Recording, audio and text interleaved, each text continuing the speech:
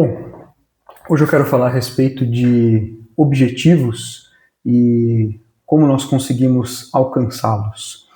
É fato que todas as pessoas têm seus objetivos, suas metas, e no início de cada ano não é incomum que pessoas façam suas resoluções a respeito daquilo que elas querem alcançar ao longo de um novo ano, né?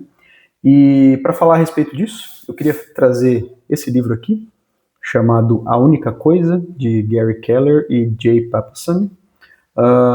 Esse livro eu fui encorajado a lê-lo no final de 2024, início de 2025, por conta de um movimento pelo qual a minha empresa estava passando. E nesse movimento, uma nova visão a respeito de produtividade, atingimento de metas, começou a ser disseminada, né, na cultura organizacional. E, como sempre, né, um bom cético que eu sou, fui até a leitura do livro com um pé atrás, esperando que fosse mais um daqueles que falam a respeito de trivialidades e obviedades de autodesenvolvimento, mais um livro corporativo como qualquer outro. Entretanto, quando eu peguei para ler o livro de fato, né, pode até ver que eu fiz bastante anotação, eu fui positivamente surpreendido por conta do rico material que é trazido aqui nessa versão. Eu gostaria de falar principalmente a respeito da primeira parte desse livro, que é onde ele trata 6 mentiras que fazem com que nós não atinjamos os nossos objetivos de uma maneira mais assertiva, mais rápida e com mais intensidade. No início do livro, ele vai falar a respeito de foco, né? Ele vai falar advogando, né, em favor do nome do livro, A Única Coisa, que para você atingir um determinado objetivo, você precisa focar em uma coisa de cada vez. Você precisa ter as pequenas vitórias diárias, que tal qual num jogo de dominó, né, onde você empilha uma pequena peça e depois você coloca uma peça um pouco maior, outra peça um pouco maior e outra um pouco maior e assim sucessivamente. Quando você derruba a primeira peça, que é muito pequenina, ela vai, por um efeito em cadeia, acabar derrubando aquela peça muito grande lá na frente. Existem vídeos, inclusive, na internet aí que mostram esse efeito, né, com bastante clareza. E ele se pauta nesse conceito para iniciar essa visão que ele tem a respeito de atingir resultados e grandes objetivos, que você começa com coisas pequenas, mas você faz isso de maneira consistente, com foco, não acreditando nessas mentiras que muitas pessoas acabam tendo, talvez até mesmo no subconsciente, por conta de outras coisas que nós já vimos ao longo de nossas vidas. Então, focar é o mote principal desse livro. Você tem que escolher uma única coisa e ir atrás dessa única coisa, como se ela fosse, de fato, a única coisa que importa para você atingir os seus objetivos, o seu único objetivo, um objetivo de cada vez. É obviamente que nós temos vários objetivos de vida, vários objetivos no trabalho, metas e assim sucessivamente, mas a partir do momento que nós colocamos uma coisa de cada vez a ser atingida, essas coisas se tornam muito mais factíveis, muito mais tangíveis, de forma que nós consigamos atingi-las. E até mesmo pensar sobre elas fica mais fácil, né? Quando você tem uma coisa só para se preocupar, é muito mais fácil de você resolver do que se você tiver inúmeras coisas na sua lista a fazer. Então, uma única coisa é essa ideia principal do livro de mesmo nome. Mas falando a respeito dessas 6 mentiras, né, que ele trata na primeira parte do livro, ele começa com a mentira de que tudo tem a mesma importância, tudo tem importância igual.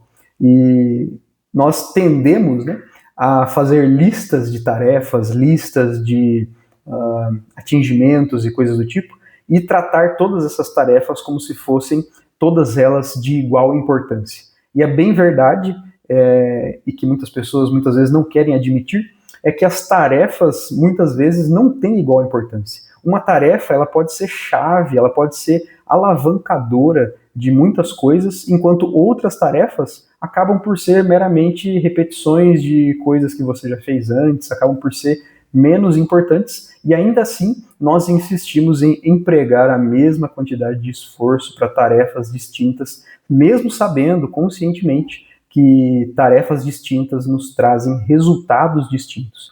Então, a primeira mentira que ele vem demolir é que todas as coisas que nós fazemos têm igual importância. E a grande verdade é que não tem. E aí ele fala a respeito de você dizer não para muitas tarefas, né? Quando você está buscando a sua única coisa, existem muitas outras coisas que tentarão alardar no seu caminho, falar mais alto, bradar para que você desista daquilo que você está buscando, enquanto que o fato é que apenas algumas coisas que você realmente precisa fazer te levarão ao atingimento dessa única coisa, né? Então, você saber dizer não a muitas tarefas transitórias, tarefas permeantes, faz com que você consiga focar na única coisa que é aquilo que você deseja atingir. A segunda mentira que ele vem demolir é a mentira da multitarefas, né, do multitasking. Eu já falei a respeito disso em algum outro momento aqui, mas eu gostaria de retomar esse assunto e dizer que muitas pessoas têm o multitasking, né, o fazer muitas tarefas, como sendo um sinal de hiperprodutividade, de alguém que consegue lidar com muitas coisas ao mesmo tempo, alguém que consegue fazer muitas coisas e todas elas são muito bem sucedidas. Essa é a mais pura mentira, né? O cérebro humano, ele não foi feito para você desempenhar duas tarefas que exijam o funcionamento da mesma região cerebral ao mesmo tempo. Você não consegue pensar, ler um livro, por exemplo, com um certo grau de profundidade e estar definitivamente prestando atenção naquilo que você está lendo e ouvir uma música, e conversar com alguém, e escrever alguma coisa. Por quê? Porque você está usando a mesma parte do seu cérebro, a parte que é responsável pelo processamento de informações. Por isso que você consegue, por exemplo, cantar e tomar banho ao mesmo tempo, ou cantar e bater palma, cantar e caminhar, conversar e caminhar, e assim sucessivamente, porque você está usando a parte motora e a parte do raciocínio, né? São duas regiões diferentes do cérebro. Obviamente eu não sou nenhum especialista, né, nesse assunto, mas com aquilo que ele traz aqui no livro, ele vai trazer claramente o que é fato, né, na vida do homem, do ser humano, que é esse grande empecilho que nós temos de conseguir focar em várias coisas ao mesmo tempo. E quando eu digo várias coisas, eu estou falando duas coisas, né? Não é duas, até três coisas eu consigo fazer. Não. Nós conseguimos executar muito bem uma única tarefa de cada vez. E outra coisa que ele vai trazer é que quando você está executando uma determinada tarefa e você volta o seu cérebro, a sua atenção para outra coisa, enquanto você executava aquela tarefa, por exemplo, você está muito concentrado no trabalho e alguém vem e conversa com você, te interrompe para perguntar alguma coisa. Você desvia o seu foco para essa outra coisa, e quando você volta de novo para aquele lugar onde você estava fazendo aquela tarefa, você demora um tempão até você conseguir de novo voltar para aquele estado de flow, né, de fluxo de trabalho, onde você consegue focar e voltar a desempenhar a tarefa da mesma forma. Então, cada distração que acontece, que você distrai o seu cérebro, estou fazendo alguma coisa, vou ver uma notificação no celular, estou fazendo alguma coisa, vem alguém falar comigo, estou fazendo alguma coisa e eu vou ouvir uma música, vou assistir um vídeo. Isso destrói a nossa capacidade de concentração e de focar em uma única coisa de cada vez. E se nós empenhamos esforço em uma coisa de cada vez, é mais suscetível que essa coisa seja mais rapidamente eliminada da nossa lista de tarefas. Em terceiro lugar, ele vai falar a respeito da vida disciplinada. Ele vai falar que o mito da disciplina, ele faz com que nós pensemos que você ter muita disciplina ajuda você a fazer todas as coisas que você deseja fazer. Nós bem sabemos que isso não é verdade. A disciplina, na visão dos autores, ela é um gatilho para que você consiga iniciar um hábito. Então, ele diz que a disciplina ela é necessária para que você crie hábitos. Então, a partir do momento que você cria um novo hábito, que nada mais é do que você conseguir desempenhar determinadas tarefas sem empregar muito esforço para mantê-las, né? Você, por exemplo, é um exemplo bem ruim, mas as pessoas que fumam, né? Ela tem o hábito de fumar. E por ter o hábito de fumar, elas não precisam empregar muito esforço para ir lá acender um cigarro e passar ali 5 minutos fumando. Não, isso já é um hábito, ela faz quase que automaticamente. o hábito de treinar, por exemplo, né, de fazer uma academia, e assim sucessivamente, ele precisa da disciplina apenas como um gatilho para que você inicie o hábito. Então, eu criei o hábito de treinar, todos os dias, às X horas da manhã, eu saio para treinar. Esse é o meu hábito. Eu só preciso da disciplina para manter o meu horário, para não falhar no meu dia a dia de ir treinar, e assim sucessivamente. Então, a vida disciplinada, a disciplina de fato, ela não vai conseguir te manter para sempre focado na sua única coisa. Você precisa criar o hábito da sua única coisa e usar a disciplina como um gatilho para poder ativar esse hábito que vai fazer com que você atinja os seus objetivos. O que é esse hábito, né? Seria você ter o hábito, por exemplo, de executar determinadas tarefas que te levarão até esse objetivo. Né? O hábito de ter um horário para trabalhar fixo, o hábito de ter um horário para ler, para estudar e assim sucessivamente. Em quarto lugar, ele vai falar a respeito da força de vontade infinita. Né? Assim como o hábito ele precisa da disciplina para ter esse gatilho, a força de vontade ele vai argumentar que nós temos um estoque de força de vontade. Você precisa usar a força de vontade só para poder criar o hábito, para você conseguir iniciar aquelas coisas que te dão muito trabalho, aquelas coisas que demandam muito do seu cérebro. Né?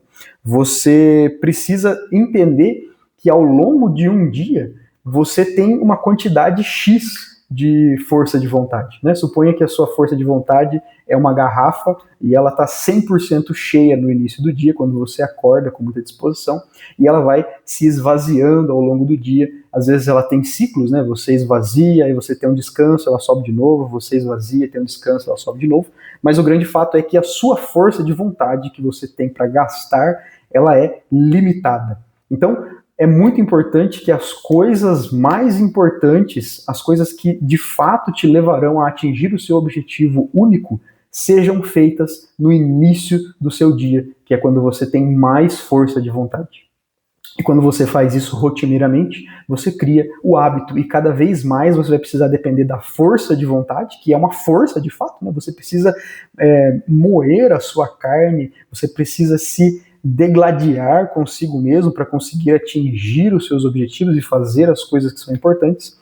A partir do momento que você faz isso com muita frequência, você usa cada vez menos do seu estoque de força de vontade para executar essas tarefas, e isso se torna um hábito, sendo necessário apenas a disciplina para que você consiga manter esse hábito vivo. Né? Então, estoque de força de vontade. Pense sempre nisso. A sua força de vontade não é infinita. Ela vai acabar ao longo do dia e muitas vezes, quando você mais precisar dela, ela estará esgotada. Quinto ponto, ele fala a respeito de equilíbrio. A quinta mentira é a mentira de que é possível você atingir grandes objetivos. Olha isso, que coisa interessante, né? Você atingir grandes objetivos tendo uma vida equilibrada. Ele vai argumentar que é impossível. O equilíbrio, ele é um ponto de conforto inexistente, utópico. Né? Se você deseja viver uma vida equilibrada, eu trabalho X, vivo X, eu estou equilibrado aqui, não tenho nenhum tipo de desvio para lá nem para cá, não decepciono ninguém, né? Estou sempre abarcando tudo aquilo que eu posso. Esqueça, você não vai conseguir atingir essa única coisa maior, né? Fazer com que os seus dominós caiam até chegar numa coisa muito grande, né? Em um dominó muito grande. Ele diz que é inevitável que em determinados momentos da jornada, da carreira, da vida, você empregue mais esforço em uma determinada área da sua vida do que em outras. Vai ter um momento da sua vida em que você vai precisar trabalhar muito, em que você vai precisar passar noites mal dormidas, em que você vai precisar abandonar amigos, família e focar em uma única coisa, se é aquilo que você de fato quer, que você de fato deseja, e depois você vai compensar isso de outra forma, ou até mesmo não vai conseguir compensar, mas vai ter momentos onde essa balança vai estar inclinada para o outro lado. Então, o equilíbrio é uma falácia. Você vai necessariamente precisar de momentos onde o seu esforço, a sua atenção, os seus nãos serão ditos para uma determinada coisa, uma determinada área da sua vida, e toda a sua força, toda a sua energia, toda a sua disciplina, dedicação e hábito serão voltadas para outra parte da vida, a fim de você atingir esses objetivos que são maiores. Mas, obviamente, são coisas temporárias, né? Quem aí nunca conheceu alguém, ou até mesmo você mesmo, que começou trabalhando em alguma coisa que não dava lucro, que não dava rendimento, que não trazia nem mesmo receita de modo algum, trabalhou de graça, só para poder aprender alguma coisa, e isso é custoso, né? Você desempenhar uma tarefa sem ganhar nada, só pela promessa futura de que aquilo te levará a algum lugar. É uma coisa temporária.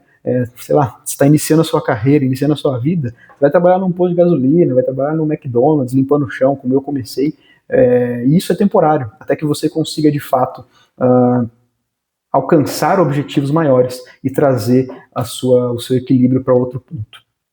E por último, ele fala que uma grande falácia é que pensar grande é ruim. E isso impede as pessoas de atingirem esses grandes objetivos, né? E o maior vilão do pensar grande é ruim é a segurança, né? Assim como o equilíbrio é inexistente, a segurança também, quanto mais seguro você está, menos resultados grandes você alcança. As pessoas que alcançam grandes resultados, né, nas empresas, nos empreendimentos e seja lá o que for, elas tomaram grandes riscos, né? Elas arriscaram muito, muitas vezes elas falharam arriscando, muitas vezes elas quebraram, saíram desse ponto seguro e de fato não sucederam, né? Tiveram grandes pontos de quebra, pontos de virada, e estudando a história de grandes empreendedores, eu vejo que isso é quase como uma lei, né? Para você atingir grandes resultados, necessariamente você precisa em algum momento falhar miseravelmente em alguma coisa que você está querendo fazer. Então, a segurança, ela faz com que você não pense grande e que você restrinja a sua forma de pensar, você restrinja o seu teto, né, que você pode chegar. Ele até fala a respeito desse livro aqui, Mindset, da Carol Dweck, que você, né, algumas pessoas têm esse mindset fixo, né, de que elas não conseguem enxergar os passos adiante e entender que arriscar em determinados pontos é necessário. Então, foi só uma breve capitulação, né, a respeito desse assunto. Eu entendo trazer mais a respeito desse livro, porque eu acho que é um livro bastante interessante, me aprofundar em alguns pontos aqui, e eu acho que ficou bastante claro, né, que o nosso cérebro ele gosta de contar mentiras pra gente quando o assunto é atingir resultados, quando o assunto é alcançar grandes coisas. Então, que com essa breve reflexão você possa parar de mentir para si mesmo e começar a trabalhar de uma forma que faça com que você atinja os seus objetivos, os seus resultados. Se você gostou desse material, não esqueça de curtir o vídeo, compartilhar com alguém que você acha que vai achar interessante, e também se inscreva no canal aí, deixe um comentário a respeito do assunto que você achou interessante. E não se esqueça, né? Como sempre, eu indico, leia o livro, é a melhor fonte de conhecimento que a gente pode ter. E é isso, até a próxima.